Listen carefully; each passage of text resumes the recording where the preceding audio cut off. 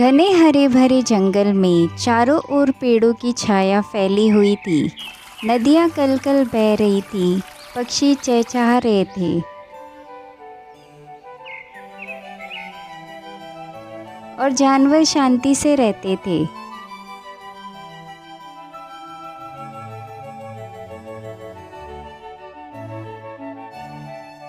उस जंगल का राजा था शेर सिंह बहादुर। वो सभी पर न्याय करता, किसी के साथ अन्याय नहीं करता। सब जानवर उससे सम्मान से महाराज कहते थे। लेकिन धीरे धीरे जंगल में एक नई हवा चली, अपने अपने अधिकार की हवा। एक दिन लोमड़ी ने भेड़िए से कहा, भेड़िया भाई, क्या तुमने देखा? शेर तो सारे मांस का बड़ा हिस्सा ले जाता है। हम जैसे छोटे जानवरों को बस बची खुची हड्डियां मिलती हैं। भेड़िया बोला, हाँ भाई, सही कहा तुमने। मेहनत तो हम सब करते हैं, लेकिन राज तो उसका चलता है। पास में बैठा भालू बोला, अगर जंगल का बंटवारा हो जाए तो हर कोई अपने हिस्से का राजा बन सकता है। फिर न झगड़ा, न अन्याय। लोमड़ी ने चालाकी से मुस्कुराते हुए कहा, तो चलो हम सब मिलकर शेर महाराज से यही मांग करते हैं, जंगल का बंटवारा। अगले दिन शेर सिंह बहादुर का दरबार लगा। सब जानवर आए, हाथी, बाघ, भेड़िया, लोमड़ी, बंदर, हिरन। शेर ने दहाड़कर कहा,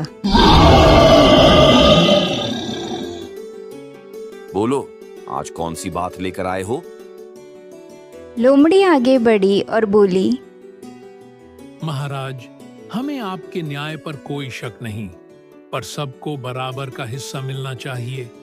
हम चाहते हैं जंगल का बंटवारा हो जाए, हर जाति, हर झुंड को अपना अपना इलाका मिले। शेर हैरान हुआ, बंटवारा? लेकिन ये जंगल सबका है। यहाँ ना कोई छोटा है ना बड़ा। भेड़िया बोला, नहीं महाराज, ये संभव नहीं। जब तक सबके हिस्से तय नहीं होंगे, झगड़े बढ़ते रहेंगे। शेर ने गहरी सांस ली और कहा, ठीक है, अगर यही सबकी इच्छा है तो मैं कल जंगल परिषद बुलाऊंगा। सब तय करेंगे कि कौन कहाँ रहेगा। अगले दिन बड़ा दरबार सजा। हर दिशा से जानवर आए। सिंहासन के पास शेर बैठा और कहा, जंगल का बंटवारा तभी होगा जब सबकी सहमति होगी। बताओ, कौन कौन क्या चाहता है? भालू बोला, मुझे नदी किनारे की जगह चाहिए जहां मैं मछली पकड़ सकूं। हाथी ने कहा, मुझे पेड़ पौधों वाला इलाका चाहिए जहां मेरे बच्चों के लिए भोजन हो। भेड़िया बोला, मुझे घास के मैदान चाहिए जहां मैं शिकार कर सकूं। बंदर उछलता हुआ बोला, मुझे पेड़ों वाला हिस्सा चाहिए जहां मैं झूल सकूं। सियार, लोमड़ी और चील सबने अपनी मांग रखी।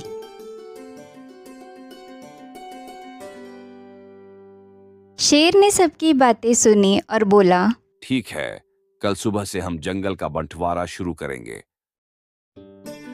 अगली सुबह जंगल के बीच में बड़ा नक्शा बनाया गया। हर दिशा में झंडे गाड़े गए। उत्तर दिशा हाथियों की, दक्षिण दिशा भालुओं की,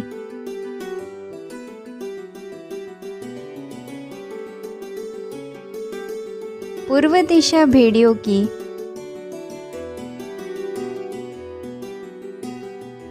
और पश्चिम दिशा लोमड़ियों की। पहले तो सब खुश थे। सबको लगा कि अब कोई किसी के इलाके में नहीं जाएगा, लेकिन धीरे धीरे परेशानियां शुरू हुई। एक दिन हिरन हिरनी पास घास खाने निकली। गलती से वो भेड़ियों के इलाके में चले गई। भेड़िया गरज कर बोला, यह हमारी जमीन है, यहाँ घास नहीं खा सकती।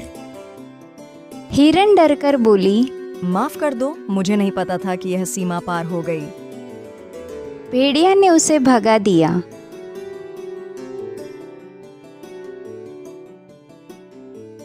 उधर बंदरों का झुंड पेड़ों से झूलते हुए हाथियों के इलाके में पहुंच गया। हाथी गुस्से से बोला, तुम लोग हमारी शाखाएं तोड़ रहे हो, निकलो यहाँ से। धीरे धीरे जंगल में झगड़े बढ़ने लगे। पानी की कमी, खाने की कमी और डर हर तरफ। लोमड़ी ने सोचा, अब तो हालत और खराब हो गई। पहले सब साथ थे, अब सब अलग अलग दुश्मन बन गए। एक दिन अचानक आसमान में बादल गिर आए। तेज तूफान और बारिश शुरू हो गई। नदी का पानी बढ़ा और बाढ़ आ गई।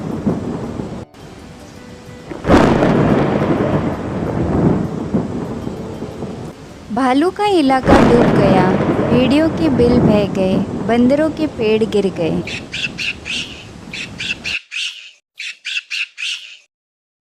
सारे जानवर डरकर ऊंचे टीले पर भागे।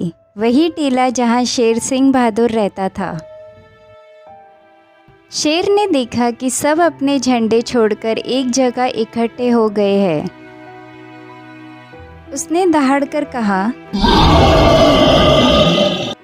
अब बताओ किसका इलाका है यह टीला? अगर जंगल बांट दिया था तो यह जगह किसकी हुई?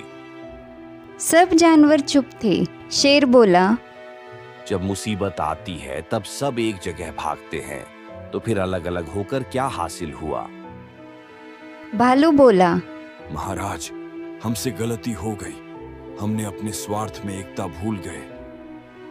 लोमड़ी ने सिर झुकाकर कहा, महाराज, हमें माफ कर दीजिए। जंगल का बंटवारा नहीं चाहिए।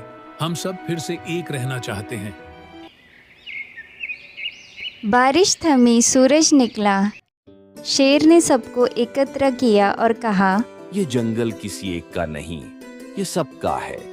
यहाँ कोई बड़ा या छोटा नहीं, सब बराबर हैं। अगर हम मिलकर रहेंगे तो संकट कोई नहीं टिकेगा, लेकिन अगर बांट लेंगे तो कोई भी सुरक्षित नहीं रहेगा। सब जानवर एक साथ बोले, जय हो जंगल राज की, जय हो एकता की। समय बीता और जंगल फिर से हरा भरा हो गया। हाथी और बंदर साथ में खेलते। भालू और भेड़िया नदी में नहाते।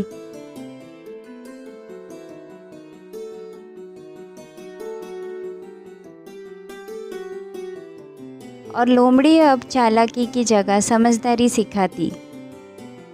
शेर सिंह बहादुर मुस्कुराकर बोला, याद रखो, एकता में ही शक्ति है।